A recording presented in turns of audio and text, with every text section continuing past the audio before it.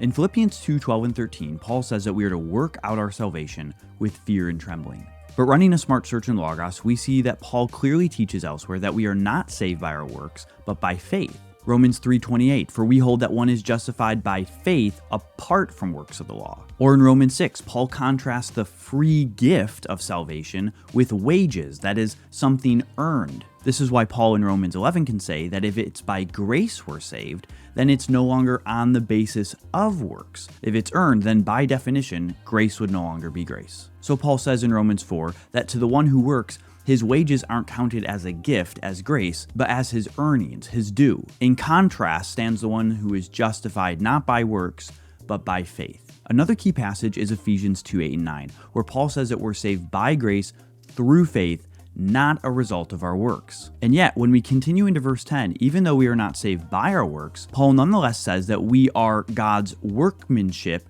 created for good works. Although we are not saved by our works, we are nonetheless saved for good works. In other words, grace is not opposed to works, but earning. In fact, the grace of God that forgives us then goes on to transform us, producing good works. And Philippians 2 tells us as much. Notice the play on words.